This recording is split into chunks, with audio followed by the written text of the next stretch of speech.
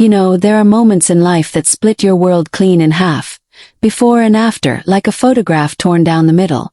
Let me tell you about one of those moments, about a man who climbed the American dream ladder rung by rung, only to have it shake beneath his feet when he least expected it. This is a story that will make you question everything you think you know about success, identity, and what it truly means to belong somewhere. Picture this. The heart of Manhattan, Times Square buzzing with its electric energy like a live wire. And there's Raphael standing in the green room of the Nasdaq market site, adjusting his tie for the 100th time that morning. The silk fabric felt foreign against his calloused fingers. Hands that had once mixed concrete on construction sites, that had typed code late into countless nights, that had signed his first business loan with trembling determination. Can you imagine the weight of that moment? 23 years in America, starting with nothing but a suitcase held together with duct tape and an engineering degree that nobody would recognize. And now he's about to ring the opening bell for his company's IPO? The mirror reflected back a face that told stories of transformation.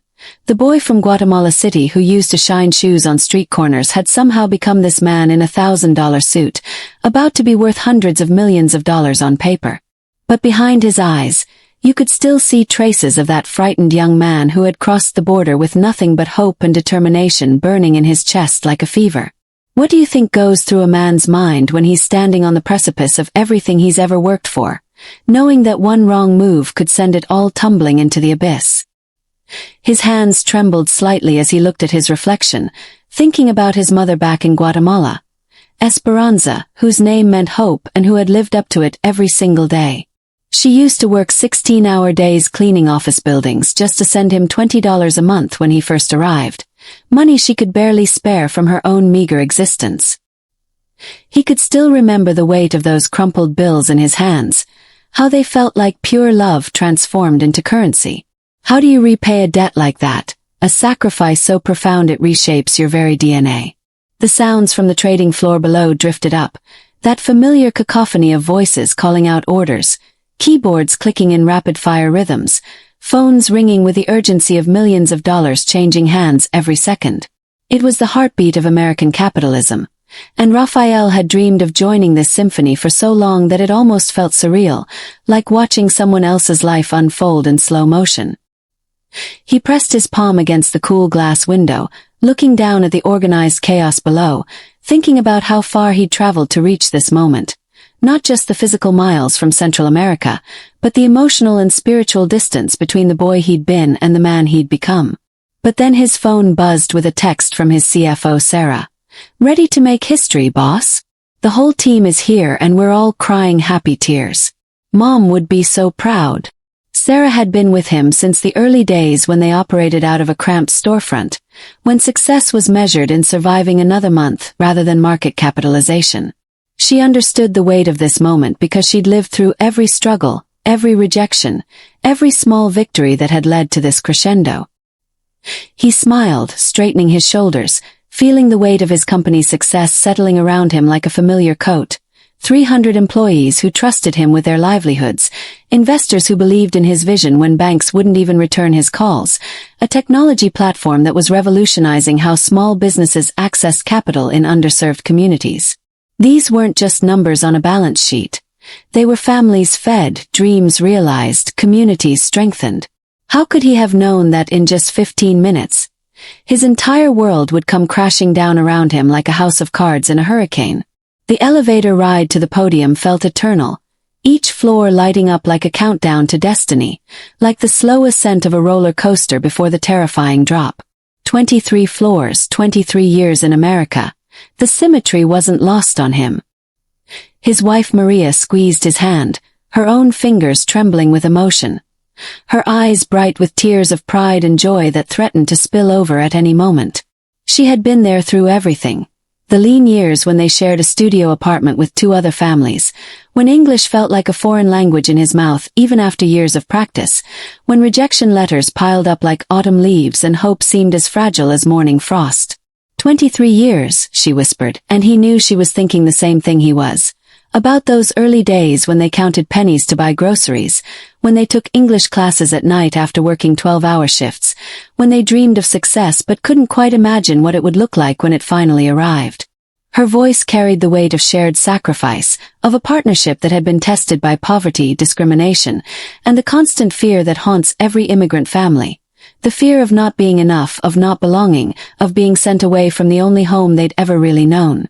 The Nasdaq officials were all smiles and congratulations as they walked him toward the podium, their enthusiasm genuine but somehow distant, like they were congratulating a character in a movie rather than a man whose every breath carried the hopes of everyone who had ever believed in him. Cameras flashed like lightning. Reporters scribbled notes with the intensity of war correspondence.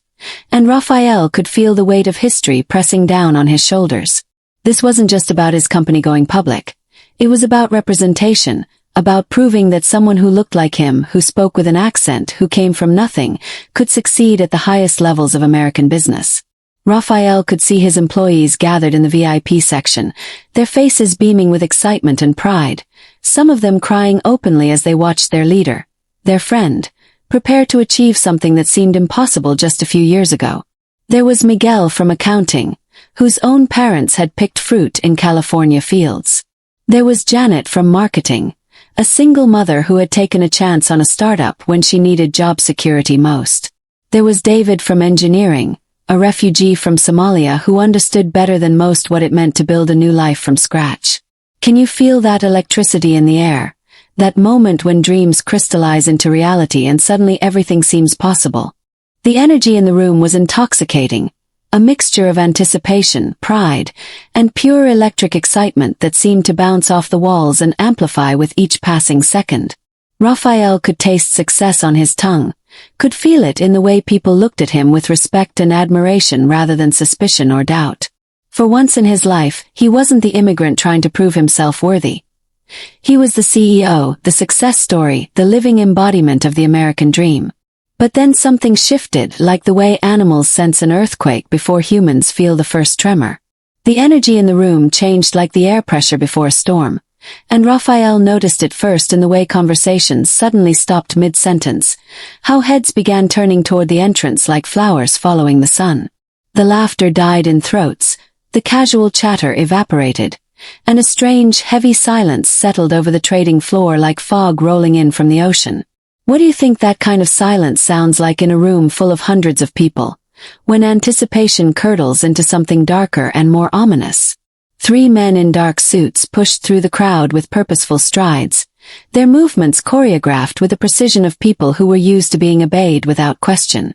Their badges caught the studio lights as they moved, reflecting back harsh glints of authority and power. Immigration and Customs Enforcement. The letters seemed to burn in Raphael's vision as they approached the podium, their faces stern and unmistakable in their intent, their eyes fixed on him with the cold focus of hunters who had found their prey. The lead agent was a tall man with graying temples and the kind of face that had seen too much and believed too little. His partner was younger, nervous, checking his phone repeatedly as if confirming information. The third agent hung back, his hand resting casually on his radio, ready to call for backup if needed. They moved through the crowd like sharks through water, parting the sea of suits and cameras with an authority that made Raphael's blood run cold. How do you think it feels when your worst nightmare materializes in front of your greatest triumph, when the very moment you're supposed to celebrate becomes the stage for your deepest fears?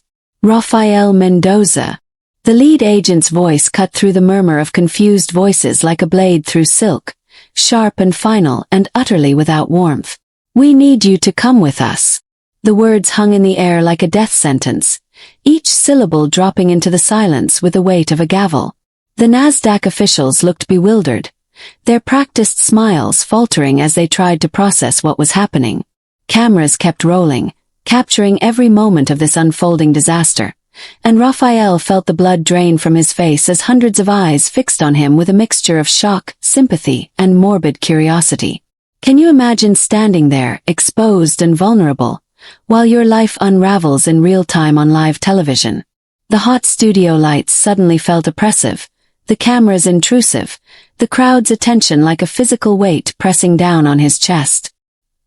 He could hear his own heartbeat in his ears, could taste copper and fear on his tongue, could feel sweat beginning to bead on his forehead despite the air conditioning.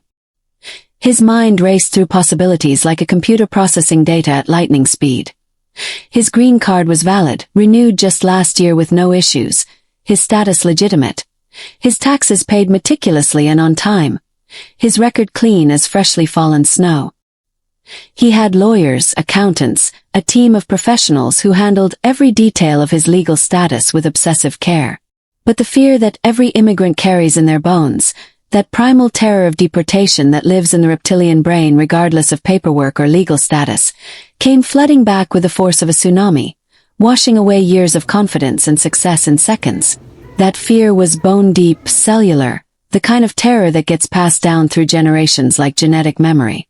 It was the fear his grandfather had carried when he crossed borders looking for work, the fear his parents had lived with every day of their lives, the fear that no amount of success or assimilation could ever completely erase. What do you suppose it's like to feel your identity as an American questioned in front of the entire financial world? To have everything you've built suddenly feel as fragile as a soap bubble? Maria's gasp was audible over the growing whispers of the crowd, a sound of pure anguish that cut through Raphael's panic like a knife. He could see the terror in her eyes, the same fear that had haunted their early years in America when every knock on the door could mean deportation, when every siren made them freeze in terror. His employees looked stricken, confused, some of them standing up from their seats as if to protest or defend him, their faces reflecting the same bewilderment he felt. Sarah, his CFO, had gone pale as paper. Her phone clutched in her hand as if she might call someone, anyone, who could make this nightmare stop. The Nasdaq bell remained silent, waiting, as Raphael's American dream seemed to dissolve before everyone's eyes like sugar in rain. 23 years of struggle, of building something from nothing, of proving himself worthy of belonging in this country. And it could all disappear in the span of a heartbeat. The irony was devastating. He was about to ring the bell that would mark his company's entry into the most exclusive club in American capitalism, and instead he might be led away in handcuffs for reasons he couldn't begin to understand. "There must be some mistake," Raphael managed to say, his voice sounding strange and distant to his own ears. His accent suddenly thicker under stress, the carefully practiced American inflection he'd worked so hard to perfect cracking like ice under pressure. The words he'd rehearsed for this moment. His speech about perseverance, about the American dream, about opportunity and hard work, evaporated into meaningless sounds. The agent shook his head grimly, pulling out handcuffs that glinted under the bright lights like malevolent jewelry, their metallic click as he opened them sounding like bones breaking. The younger agent stepped forward with paperwork, his voice nervously official as he began reading from a script. "Mr. Mendoza, you are being detained on suspicion of immigration violations. You have the right to remain silent. You have the right to an attorney." The words washed over Raphael like white noise, meaningless legal jargon that somehow held the power to destroy everything he'd built. How would you react if everything you'd worked for was about to disappear in front of a national audience? If your greatest moment of triumph was being transformed into your most public humiliation? The crowd pressed closer, phones appearing like magic as people began recording this surreal scene. Raphael could see the headlines already. Immigrant CEO arrested at Nasdaq bell ceremony. American dream turns into deportation nightmare. Tech giant's IPO halted by immigration raid. His company's stock price would crater before it even had a chance to open. His employees would lose their jobs. His investors would flee, and everything he'd spent decades building would crumble to dust. But then, just as the agent stepped forward to place the handcuffs on Raphael's wrists, his phone rang with a sharp, insistent tone that seemed to echo through the stunned silence of the trading floor like a fire alarm. The ringtone was urgent, cutting through the tension like a sword through silk. The caller ID showed a number he recognized but hadn't expected, a Washington, D.C. area code that made his heart skip a beat. Could this be the call that would change everything once again? Or was it just another cruel twist in this nightmare? The agent paused, looking annoyed at the interruption, his jaw tightening with frustration. But Raphael held up one finger with a desperate kind of hope, the gesture of a drowning man reaching for a life preserver. "Please," he said, his voice barely above a whisper but somehow carrying across the silent trading floor. "This might be important." The words hung in the air like a prayer, fragile and desperate, and somehow carrying more weight than all his previous accomplishments combined. What do you think could possibly be important enough to interrupt an arrest on live television? What kind of call could arrive at the exact moment when all hope seemed lost? The agent's partner checked his watch, muttered something under his breath, but nodded grudgingly. The crowd held its collective breath, hundreds of people frozen in time, waiting to see if this mysterious phone call would save or damn the man standing at the center of this unfolding drama. He answered the call with shaking hands, his fingers barely able to swipe the screen correctly, putting it on speaker without thinking. His mind too scrambled by fear and adrenaline to consider privacy or protocol. The voice that came through was crisp, authoritative, and unmistakably official, carrying the kind of authority that could move mountains or topple governments. Mr. Mendoza, this is Director Patricia Williams from the Department of Homeland Security. Are you in a position to speak? The ICE agents exchanged confused glances, their certainty suddenly wavering like candle flames in wind. The lead agent's hand moved away from his handcuffs, his expression shifting from grim determination to puzzled concern. Raphael's heart hammered against his ribs like a caged bird desperate for freedom as he replied. His voice stronger now, hope beginning to creep in around the edges of his terror. Yes, Director Williams. I'm here at Nasdaq about to. Well, I was about to ring the opening bell. Can you feel that moment hanging in the balance, when everything could tip either way? When fate balances on the edge of a knife. The silence in the room was so complete you could have heard a pin drop, hundreds of people holding their breath, waiting for words that could either save or destroy a man's life. Mr. Mendoza, Director Williams continued, her voice carrying the weight of official authority. I'm calling to personally inform you that your petition for expedited citizenship has been approved by special presidential directive, effective immediately. The President himself signed Executive Order 14823 this morning in recognition of your company's extraordinary contributions to American economic growth, your outstanding record as a job creator and community leader, and your exemplary character as demonstrated through extensive background investigations conducted by multiple federal agencies. The silence that followed was deafening, a void so complete it seemed to suck the air out of the room. Raphael stared at the phone in his hand as if it might be a mirage, as if this might all be some cruel hallucination brought on by stress and fear. The ICE agents looked at each other, then at their phones, frantically making calls and checking information, their earlier confidence evaporating like morning mist. The Nasdaq officials were frozen in place, unsure whether to continue with the ceremony or clear the floor, their faces reflecting the same confusion that everyone felt.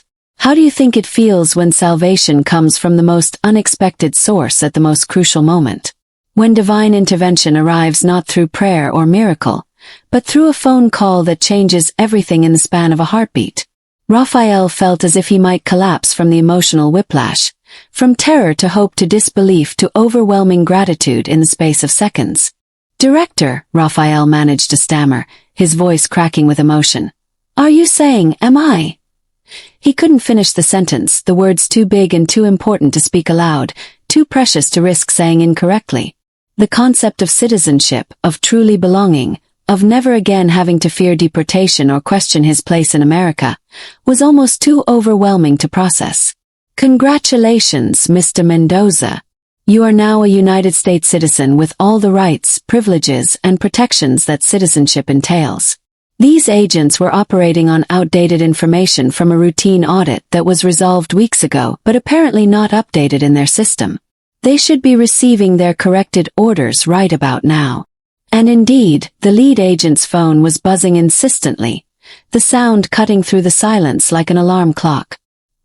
His face changed as he read the message, color draining from his cheeks as he realized the magnitude of the mistake, the potential consequences of arresting a newly minted citizen on live television during what should have been his moment of triumph. The younger agent was frantically typing on his phone, confirming the information. His nervous energy transformed into professional embarrassment. Can you imagine the relief washing over Raphael like a warm tide, mixed with a surreal disbelief that this was actually happening? After 23 years of living in America as a permanent resident, always with the knowledge that his status could be revoked, that deportation was theoretically possible, he was finally, truly, completely American. Not just in his heart, not just in his dreams, but in the eyes of the law, with documentation that could never be taken away. The agent stepped forward, but this time to extend his hand in apology.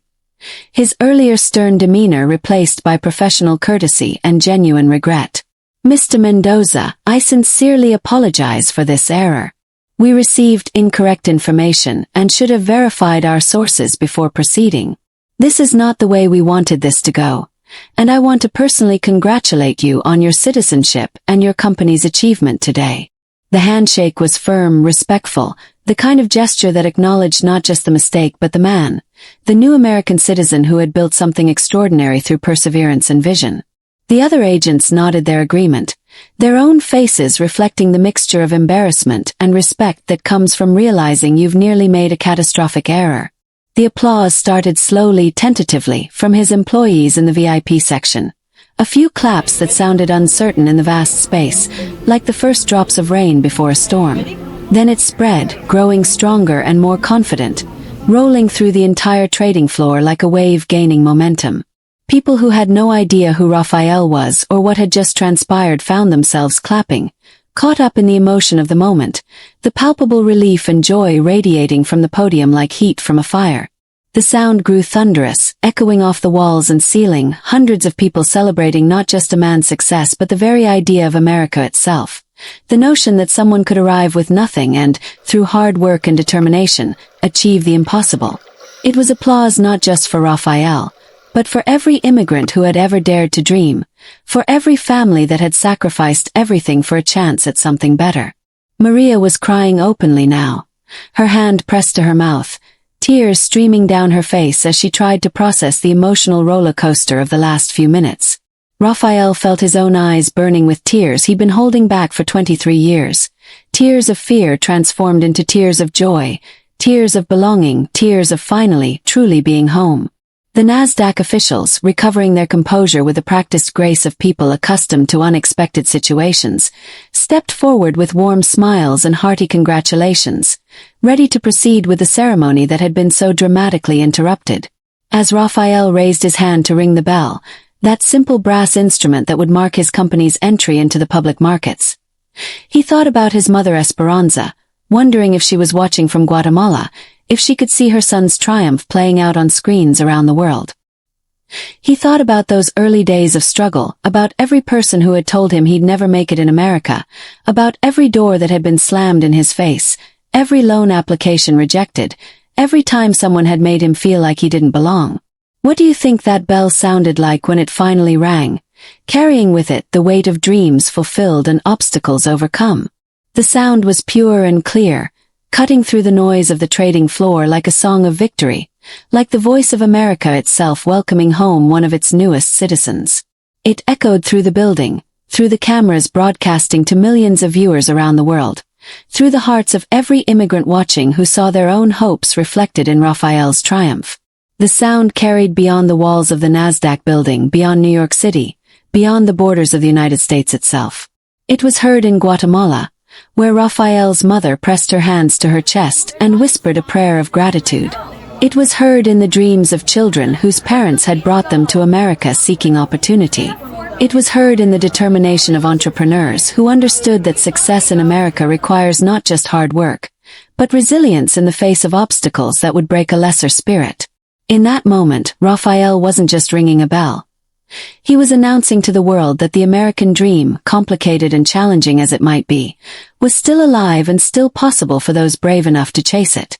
He was proving that belonging isn't about where you're born, but about what you build, what you contribute, what you give back to the country that gives you opportunity. And as the confetti fell like snow, as the cameras flashed like stars, as his employees cheered from the gallery with voices hoarse from emotion, Raphael Mendoza, newly minted American citizen, successful CEO, living embodiment of perseverance, walking testament to the power of never giving up, finally allowed himself to believe that he was truly, finally, completely home in the land of the free and the home of the brave. The trading floor erupted in celebration, not just for an IPO, but for something far more precious. The validation of hope itself, the proof that in America, even the most impossible dreams can come true if you're willing to fight for them long enough and hard enough. And in that moment of pure triumph, Raphael understood that this was what America really was. Not just a place on a map, but an idea made manifest, a promise kept, a dream fulfilled against all odds.